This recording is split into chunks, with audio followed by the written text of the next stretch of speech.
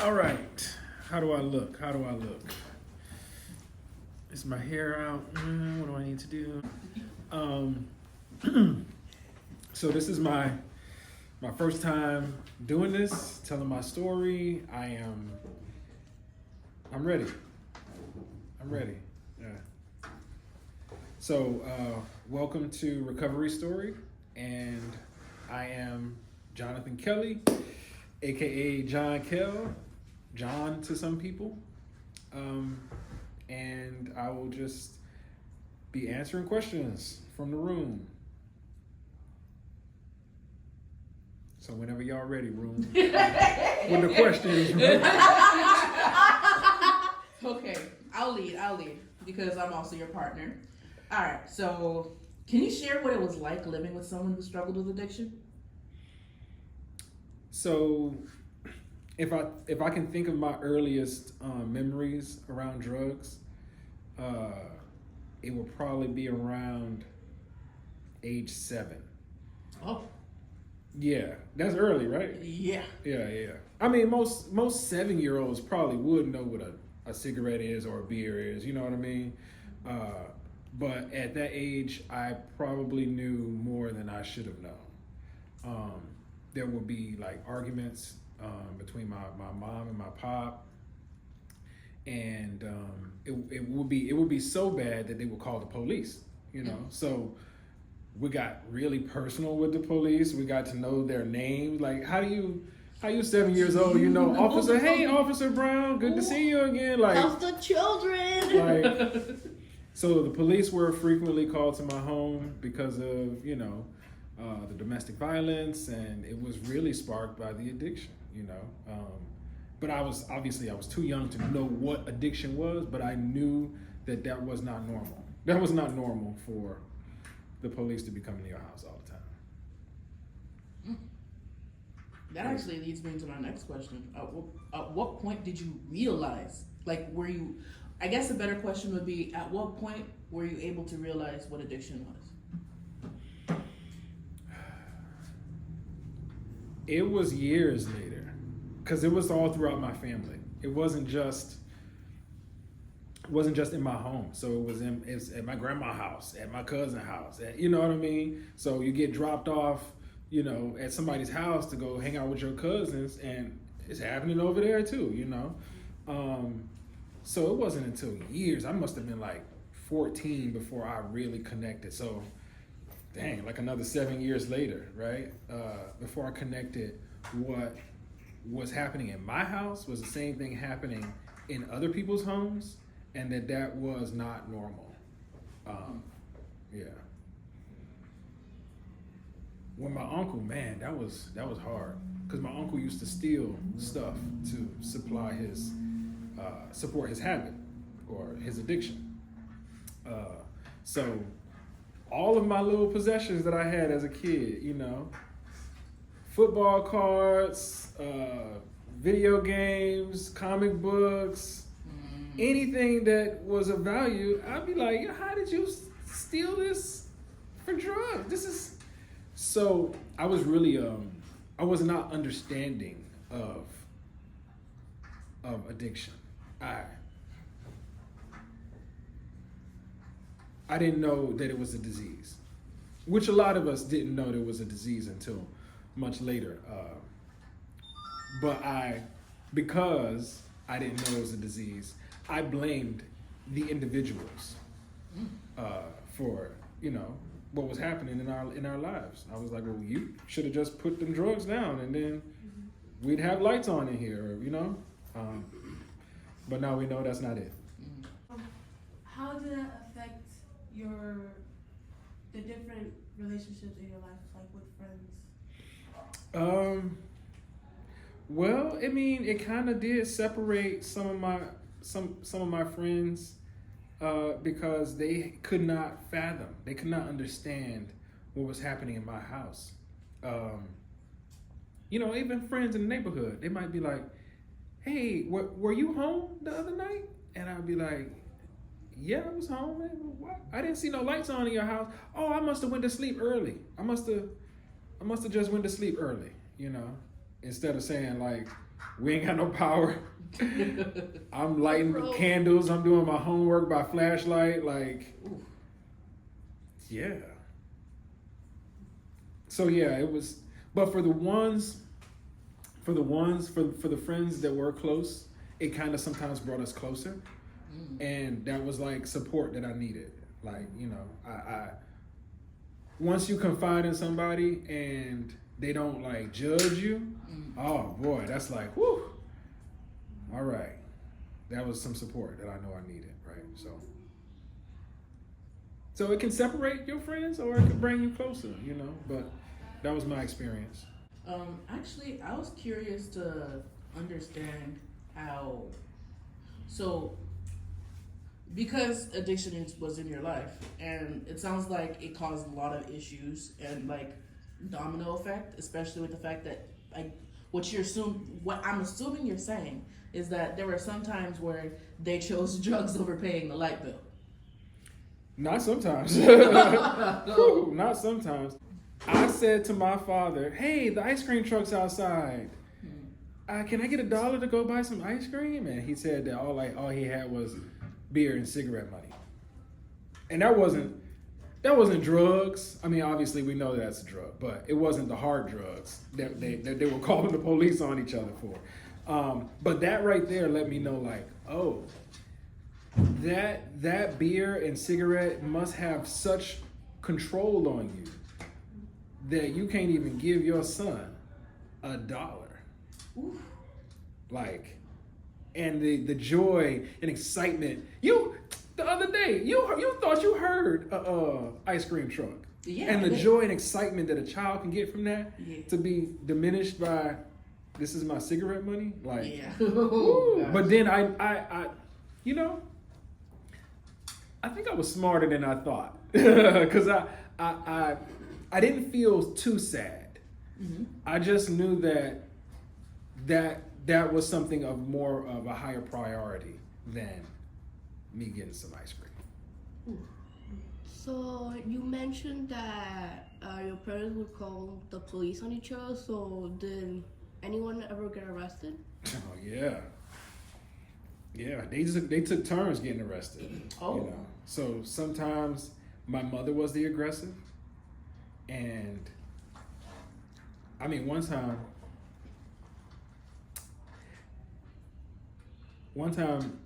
they were arguing over money. My father used to, y'all don't know nothing about checks, do y'all? With checkbooks, I and think you so. gotta. Yeah.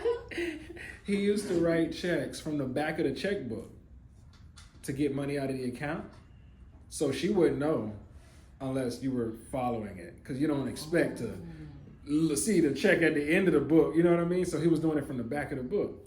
So.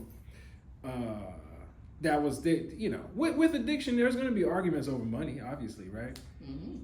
So we're always arguing over money, no matter what kind of jobs they had. They were making good money, working for the county. You know what I mean? They were still in a deficit because the addiction has a hold on you, right?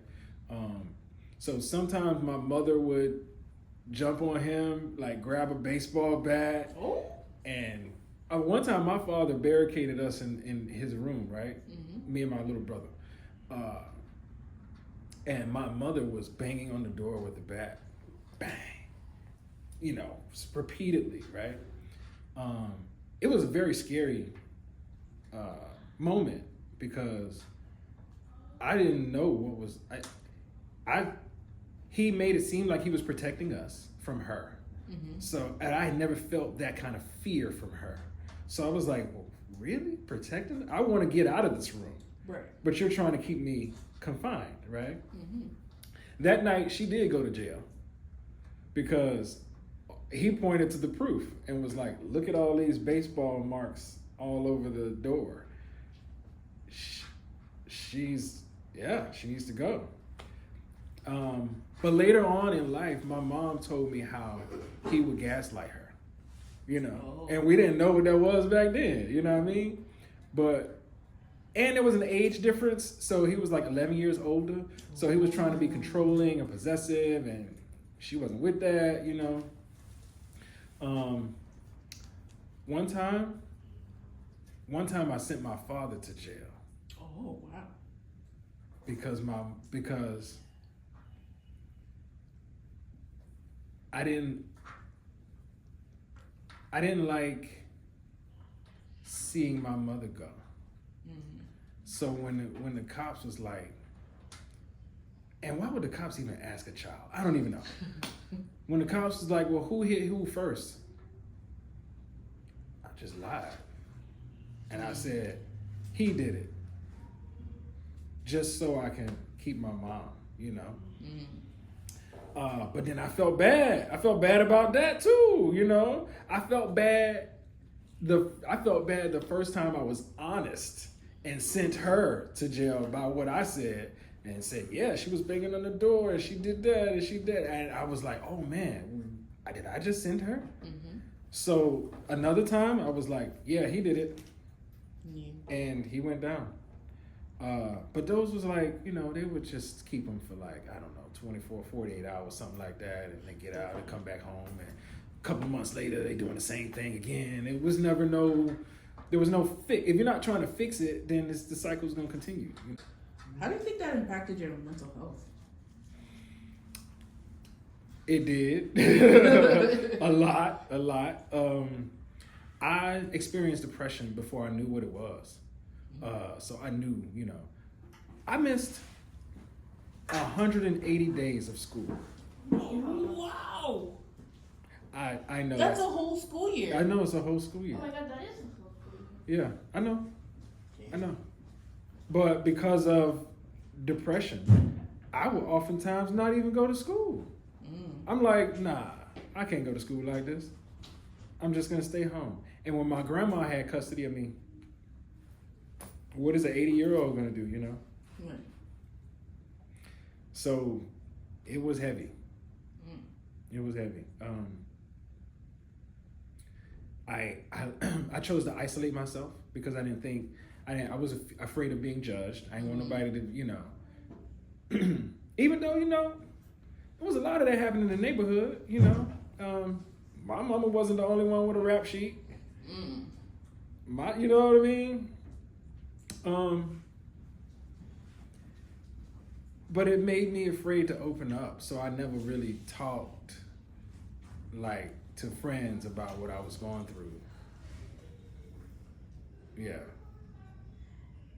Until I, you know, found my outlet, you know, theater, drama was my outlet. Them few people in my life, you know, you spend a lot of time together and you bond and you build, kind of like what we do in this room, you know. And that made it easier to have a friend group or a family, you know, because I was always seeking family outside of blood because I knew my blood was not the healthiest family I wanted. So all my friend groups, I looked at them like family. Yeah. How did growing up around addiction affect your sense of identity and how you saw yourself in the future? That's a good question. Wow. I always know that I don't regret what I have experienced because it would not have led me to this point. I would not be giving you this testimonial if it were not for my experiences. I would not be doing this work. I wouldn't be the kind of artist that I am. I wouldn't be the writer that I am. I know that, so I don't regret anything. But I do know that it was hard. And dang, what was the other part of that question? How did it affect My sense of identity. Yeah. It gave me more purpose to my identity, more layers. I started writing at age 7. So to think about, you asked me, that was like the first question you asked me, right? About like, when was my experience with blah, blah, blah. 7 was my earliest experiences with addiction in my family. And that's when I turned to my outlet, my creative outlet, to get it out of me, right? I wasn't sharing these poems with nobody. I wasn't, you know, hey, you know, this is all for me. Nobody knew I was writing. And my third grade teacher, yeah. She, Miss Aronsky, Rainbow Park. Yeah, I'll never forget her. Yeah. Did she read your poems? Yeah. Well, they wasn't heavy like that. It was just a little kid just trying to, you know, get some thoughts off and rhyming some words, you know. But I felt like it changed my identity. It helped me see the world in a different way. Gave me compassion, you know, because when I definitely wasn't gonna be the one to judge nobody. When my friends was going through something, I'm like, woo, come holler at me, because I'm going through it too, and I got you. You know what I mean? I was not gonna judge nobody. So it gave me more compassion for people. You know, I know, like, if I'm going through this and they going through that, woo, they need a little support, you know? So I became the go-to friend. When I felt like I couldn't go to anybody with my stuff, people knew they can come to me. Do you think if you lived in a different area or a different part of your family, that you'd still be the same person you are today? Theater, writing books? So we are shaped by our life experiences as well as our environments that we live in. So I don't think so. You know, every time you change your environment, you change a school, you change a neighborhood, you change a county. You know what I mean? Like, every time you make that kind of change, you could change your church. Every time you make a change like that, it could change you, right? You don't even know how it can change you. But I do know that because I grew up in a lot of the hard areas. So Liberty City, I grew up in Opelika, you know, Carroll City, Overtown. Oh, they had a list and they're like, let's go to all the. And it's not, you know, listen, with addiction comes poverty. Yeah. Because now you can't afford life. So now you're like, well, dang, all I got is $400 a month for this apartment. Where can I find a $400 apartment? I gotta go to that area. And guess what? There's a lot of drugs in that area. Oh. So it's the cycle. It's the perpetual cycle, right? So yes, I wished I had lived in a different area, you know. My mom was actually offered a job. She was taking care of this elderly couple, very rich, because they lived in Bell Harbor. So I knew that was a whole nother area outside of regular people life that was like, wow, it's so nice over here, right? They were moving, their children wanted them to move back home to Chicago, and they wanted my mom to move with them. And they were gonna pay for her to relocate, bring us, me and my brother, both up there, and we were gonna live, and she was gonna take care of them. And my mom said that she didn't wanna pull us away from our environment. So she was making a move thinking she was thinking about her kids. And she was still married. Even though they was not so tight, you know what I mean? She was still married. So she decided against it. And this would have been middle school for me. So if she had done that, you know, you can't predict life, but I'm sure a lot of the other trauma I would have not experienced because we would. But then you don't know what life is like somewhere else, so you can't really say. But Chicago would have been another life for me. Only been once. Only been once, and that was a couple of years ago. That was good. Throughout your life, did you resent your parents? And if you did, when did you, I guess, forgive them? Did I resent my parents? Totally. Question. Totally. Took a lot of time to forgive. A lot of time. I was at work and I got a call. And they said, your father is in the emergency room. We need you to come quick. And I said, I'm at work. And I hung up the phone. And the lady called me back and I was like, yes. She was like, oh, you don't understand. You're on his emergency contact. We need you to come in. We need you to like make some decisions. And I was like, lady, I'm not no doctor. And I hung up the phone. And she called me back. And I was like, lady, what are we doing? What? Why you keep calling me? We not cool. We not cool. Why you calling me? And so I took a lunch break and I went to the hospital. And he had the tubes all, you know, and he couldn't talk. He was all, you know, but he could blink. He was trying to like talk to me with his eyes. But I was just like, you still married, bro? Why my mom ain't here? Right. Why am I here?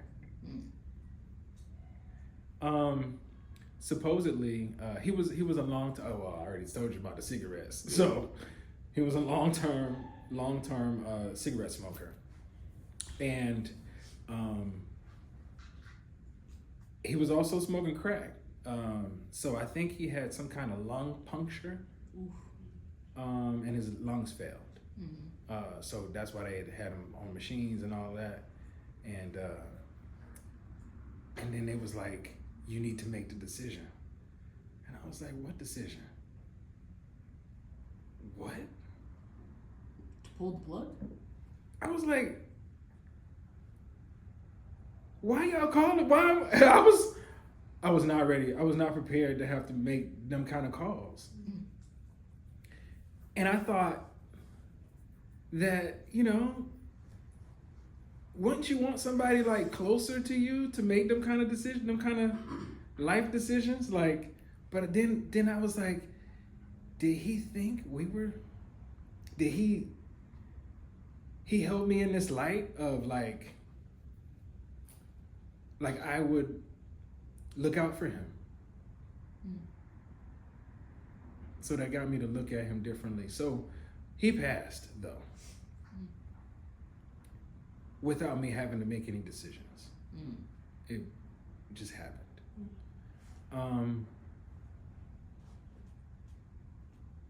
And I ended up writing him a poem to forgive him.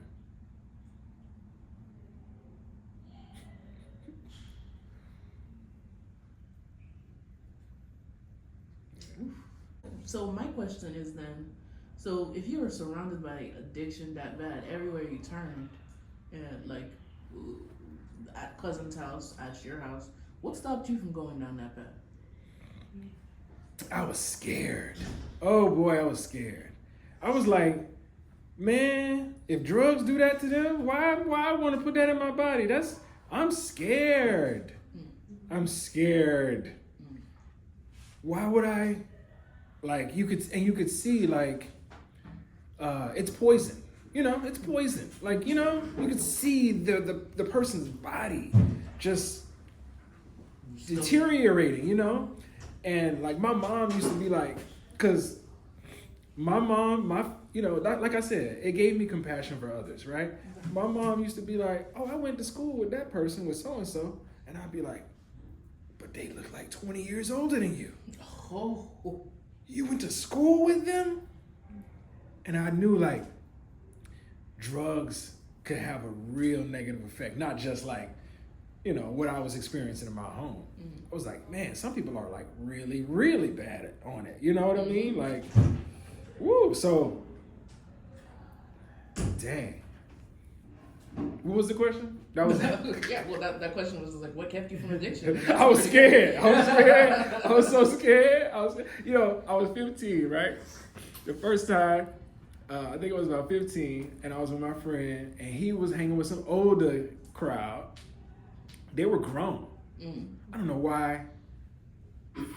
I don't know how grown-ups and 15-year-olds start hanging out, but anyway, we're hanging out with, and they're like, I don't know, 20, 19, 20, so not that much grown, but yeah. And they're smoking weed, right? And I'm in there like, oh my gosh, it's everybody just passing it to everybody. They're passing it to everybody.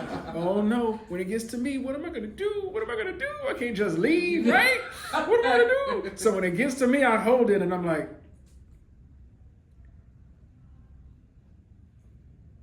and somebody was like, give it to me, man. I was like, whew. Oh, I was trying to figure it out. Do I blow on it? I don't know what to do. And they was like, just give it to me. And I was like, huh. So I was just scared. But then I'm looking at the rest of them and they're all like high and stuff. And I'm like, well, they don't look too bad. I could have done it. But now they don't trust me to like, they gonna like, oh, you're gonna wet it up, you don't know what you're doing. And I'm like, all right, good. I'm glad you, I don't know. You're right, I don't know what I'm doing. So yeah, there were friends who smoked weed or whatever, and might have been some pills or something like that, but I was, you know, my mom was a big drinker, so she had a fully stocked bar in the house, where I could just like go and grab a cap full of something, and take this. I like that one. Take 2 caps, you know what I mean? Yeah. But I wasn't getting drunk. I wasn't like, I was just tasting it, you know, and the sweet stuff is like, oh, I like that, you know. But I wasn't trying to get drunk or trying to get high. It was just a little experimentation, you know what I mean? But by the time I was in the environment to actually drink, I was in the Army. I was in the Army. So here we go, 17 years old, signed up, property of the government, getting shipped off to boot camp. Still can't drink yet, right? Because I need to be how old? 21, yeah. But it was very common. It was in a drinking culture. It's kind of like, you know, what happens with some college kids and, you know, parties and that whole, it's like you think this is what you have to be because this is the culture. But nah. That's not true. But it was really, and the Army was different because it was binge drinking, right? So we would drink for the week in 2 or 3 days. Because you couldn't do it throughout the... Yeah, we had to work out and everything. Right? You imagine doing workouts at 6 a.m. and 6 p.m. With the hangover? You're doing 2-mile runs in the morning, 2-mile runs in the evening.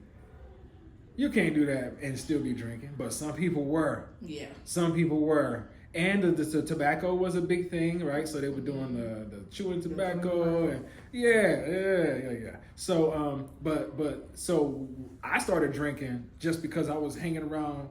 This is my new friend group, right? And these are like my fellow soldiers are up to age 34 in training.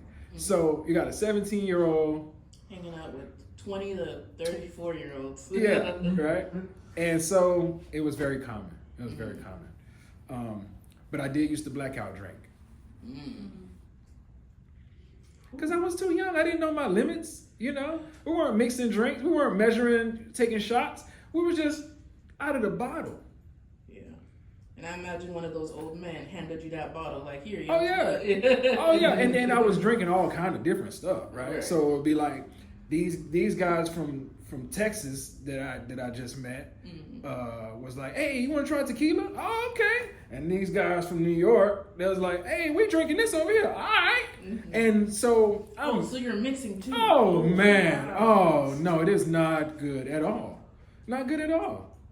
Not responsible at all because you're not responsible. You're a kid. You're not responsible. So it was impossible to limit one's intake properly, right? So we just did it. Be like Friday, we getting lit. Saturday, Sunday, you kind of try to ease off it because you know Monday is coming, and then, but we know that binge drinking can have some negative effects because you can be putting too much in your body at once to not be able to get filtered out, and you're putting a lot of strain on the liver. You know what I mean? And Yeah. so, but yeah, that was an experience. And the cigarette smoking picked up. And because remember now, when I was a kid, I said I'm never touching them cigarettes and them beer because of my father, Yeah. right? Man, I started smoking cigarettes, man. Pack a day too. Oof. Did that give you a little bit of a perspective on What addiction is? Yeah. Hell yeah. Yeah. Because I couldn't put it down myself. You know, it took some years. Like I heard, I think a therapist came to my psychology class one time, and we were talking about addiction, and she was like, some kids like do the same drugs their parents do, like to feel connected to them in a way. Now, my mom, as much as she did to try to hide it from us, she never openly did drugs in front of us. You know, you could close a door, right, but you you could can smell still that. smell it. You could smell the smoke. You know, you can still smell it. And especially when they used to have like little parties and, you know, invite some friends over. And, you know, so now there's a few of them over there and they partying and drinking and smoking. And the kids are in the room playing games, video game or whatever. Because there ain't no arguments and fighting going on. Ain't no police getting called. It's a happy drug environment. You know, they're having fun. So it's good. We good. It was good. Until it's not good. You know? But yeah, I do remember those nights. My mom one night after a domestic violence situation and my father went to jail again. It's now like 4:00 in the morning. And she decided to have a teachable moment with me.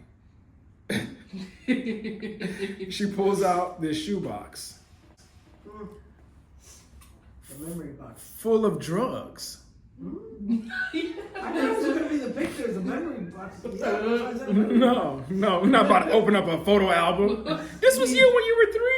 Yeah, that's No, what she I thought. pulled out a box of drugs and was like, all right, see this little baggie right here with this green stuff in it? This right here is weed. I roll this up, I smoke it. This is how it makes me feel. See this little baggie right here with this white stuff in it? This here is cocaine. Sometimes I snort this, or I might put this and mix this with my weed and smoke it. This is how it makes me feel. You see this right here? And she just, Just Going. going. Did she, I think I'm about 13. I think I'm about 13. And I'm like, there's a lot of drugs in that box. You know, like, wow. Like, I'm excited about learning, but I'm also like, you do all this? You do all of this? Like, and do other people do all of this too? I'm like, I couldn't imagine. Like, I just thought it was weed and beer and cigarettes. You know, like the regular drugs. Right. But then once I learned that, I knew like, oh, this is serious because you're not just like losing a job or pawning your TV and your wedding rings because of some beer. You know, it's got to be something worse. And it was. But it was a great teachable moment. I think she thought it was great. She was trying. But ultimately what stuck with me was, if anybody offers you any of these things that I just showed you, you tell them no. Because you don't know what could be in it. It could be something bad for you, okay? If you ever want to try any of this stuff, come to me and we'll do it together. Sorry. So he was like, oh, Mom, I want to try Coke today. I'm Can not, we? but I was 13, right? So by the time I tried marijuana, right? I was like, oh, but I tried it before I asked her, right? Remember, I'm still scared. I'm still scared. I still believe what she said, that it could be something in it. Just like today with fentanyl. Yeah. Right? So I'm scared. I'm like, oh no, I don't know. I tried it once with some friends after I got out of the army, and I was like, oh, okay. I think I could do this with my mom, you know. Gave her some money, and then but I didn't know that I had to give her money for her too. She wanted a fee. So that was like the first and the last time we did that, because I'm like, I'm not paying for me and for you. Right. She was like, "Where's my 20?" Yeah. But I do. It took a long time, you know. Once I started learning about her story, my mother, I could see why she was using all those drugs. She had the most traumatic experiences in her life. You know what I mean? Like, her mother was murdered when she was 9. Whoa. You know, there was some molestation in the family. It was some heavy stuff, you know. And so when she would tell me, like, you know, I started using drugs at 12. Like, oh, I said, 12 years old? What kind of life were you living that you were, you know? And then knowing her story was like, I get it. I can see. Yeah. I can see. Nah, because her brothers was like, her older brothers was like committing robberies and going to prison and like, you know, like they was out there, you know? So with the stuff that she was experiencing in her life, it's heavy. So it got me to like understand why she turned to the drugs to self-heal, because there was a lot of pain there. But it wasn't until she started therapy that she actually, before she started therapy, I wrote a book. I wrote a book, and it was based on her life. And when she read it, she was like, wow, I did not know my life affected you this way. So she started getting a little bit more introspective about her life and her past. And then once she started going to therapy, it all started connecting, you know. And she's been living with us for like 7 years now. She is one of the greatest grandmothers I know. And she really enjoys being a grandma. So her face lights up, you know, when she talk about her grandkids. I'd be like, yo, why y'all messing with grandma, man? Leave her alone. Like, you know, get ready for school or something, like 6 o'clock in the morning, they bang on her door, grandma, I'm ready. Look what I got on. And I'm like, yo, why y'all? And she loves it. She loves it.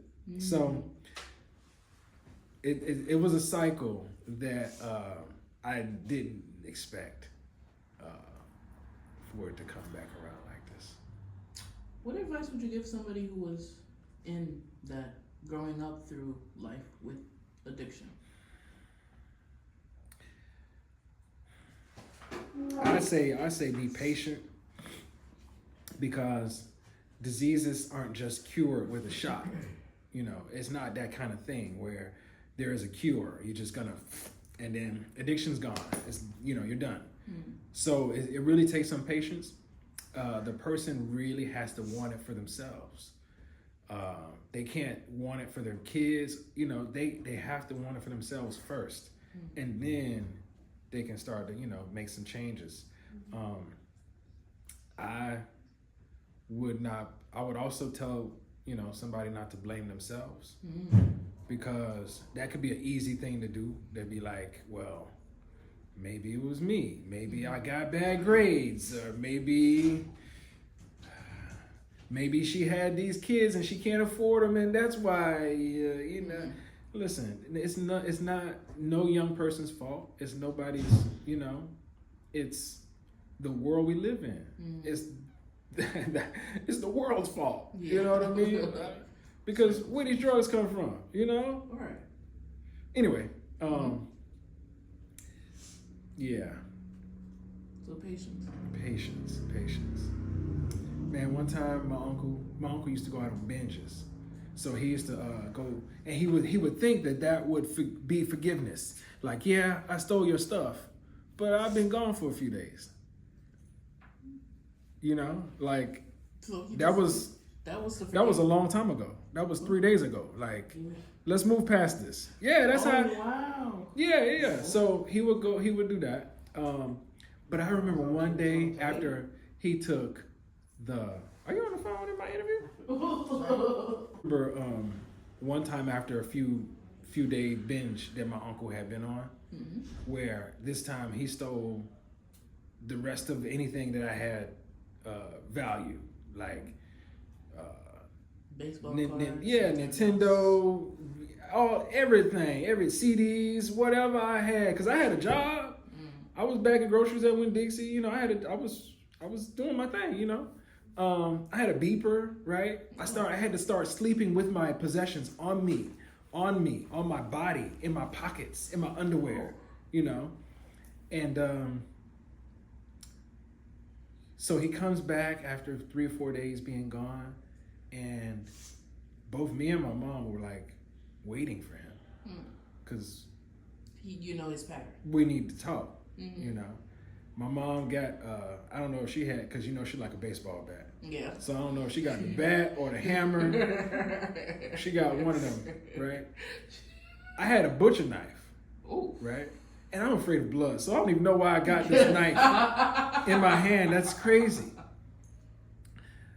So he comes back, he sneaks in back through his window, right? So he come back in, and we hear him coming in, and we confront him, and we want our stuff back,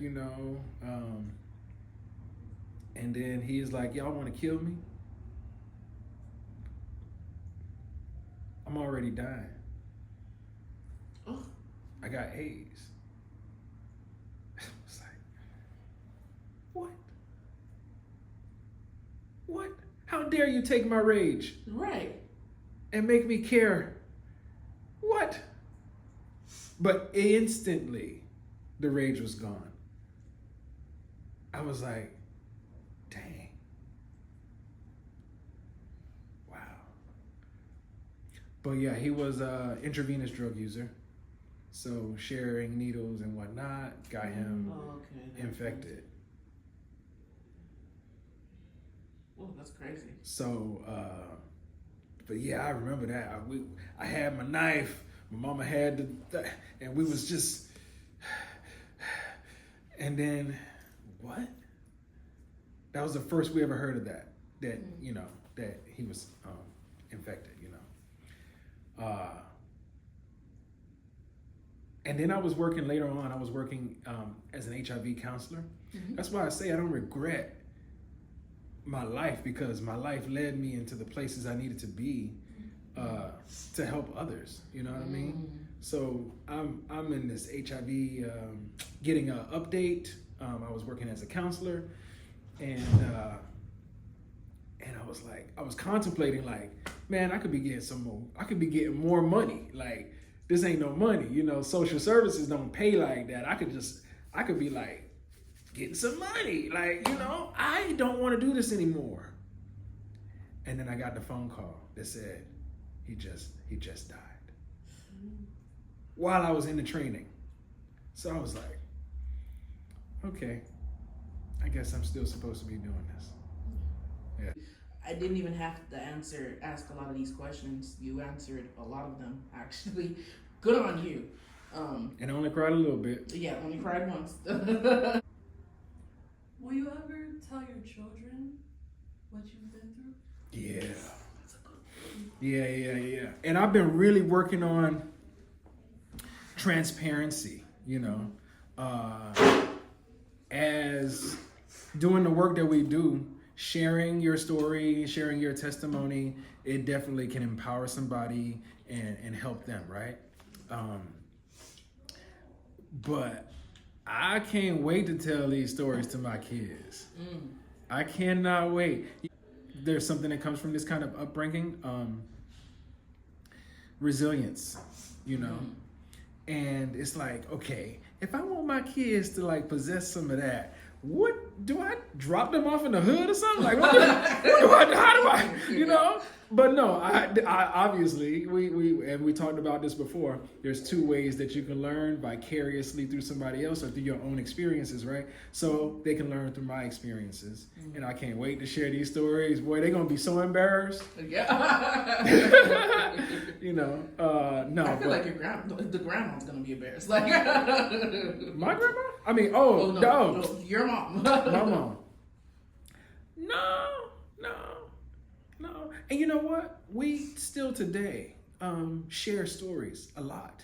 Oh, wow. Because there's so many missing pieces. Like, I didn't know that my father was gaslighting her until like a few months ago. Oh. We were just talking casually, and she was like, "Oh yeah, he used to do that to me." For real? What? Yeah, make me think I was crazy and blah blah blah, and I'd be like, "So you weren't crazy?" Yeah. Whew. He was just manipulating you. Dang, you know what I mean? Ooh. Cause she used to be like, "Oh, you know." His excuse was, when I met your mother, which doesn't make any sense, right? She was 18 when they met. He got 11 years on her. 29? Yeah. Okay. So a 29-year-old male says that his new 18-year-old partner got him addicted to drugs. That's not how that works. I was like, what? So he blames her. He blames her for his addiction, right? That's what he used to tell me when he was alive. A fresh 18-year-old who's still discovering themselves influenced him, a 29-year-old that's already lived life. Yeah. So her sharing these missing pieces is like still helps connect the stories, and it's like, oh, that's probably not what happened. Yeah, you know. But you ain't got to. That's what I tell people, like, don't badmouth to your children. And also, if you're a child or a youth, don't directly listen to whoever is badmouthing somebody, because you can see it for yourself without just, believing what they said. So what's one thing that you think would be just important for people to know about living with someone who's addicted to something?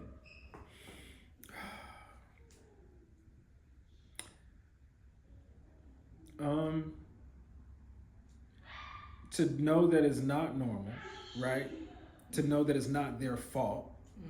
To know that there has to be something greater, right? It's not just they can't put the bottle down, they can't put the drugs down, they always want, and this is how they cope. But there's something deeper in there that we have not addressed, right? That you probably don't know about. I just wished my mother would have shared more of her story with me. It would have made me think she was less crazy. Yeah. I would have had more compassion, earlier on, But she waited until I was old enough to mature, to understand and process it. But like when you asked me about will I share these stories with my kids, yes, on their level that they can understand and process, And then as they grow, we can get a little deeper into the stories, you know what I mean? But like, I almost was recently about to tell them, because we was out somewhere and they saw a homeless person. Oh. And they know homeless people from YouTube for some reason. They're like, "Hey, Daddy, can you give $1 to the homeless man?" And I was like, "There's a homeless man? Wait, hold up. Y'all 4 and 5 years old. How do you know what a homeless, because anyway." And I was gonna share, yeah, you know, daddy was homeless. But they're not ready for that yet. You know why? Because they're gonna go to school and be like, my daddy's homeless. And I'm gonna be like, what? They said what? But when they get old enough, I'll be like, hey, you remember that time you asked me to give $1 to that homeless man? That was a very kind thing. Daddy was homeless before. Yeah, I can't wait to be able to share them kind of stories. Yeah. But they too little right now. They have all my business in the school. I'll be like, bro, why you telling them that, man? No. Oh my God. I gotta go to the PTA meeting. Right. Daddy used to be homeless. So yeah, I don't got no closing words. Peace. Be patient with yourself. Be patient with others. Continue to have these conversations. These discussions are important. We don't just talk about drugs one time during a class presentation and then boom, we never have to talk about that again. Nah, man, forever. We need to have these conversations forever with your friend groups, with people, with your family, anytime. You know what I mean? If you were questioning if somebody is addicted or not, that's a good question to do. Maybe you gauge that and you ask the person, hey, how often do you drink? You know, is it 2 to 3 drinks at a time? More than like twice a week? So maybe you can, give them some knowledge or something, Maybe when we point out things that people consider normal, they're like, wait, okay, my kid just asked me how often do I drink, and I think it's not normal. Yeah.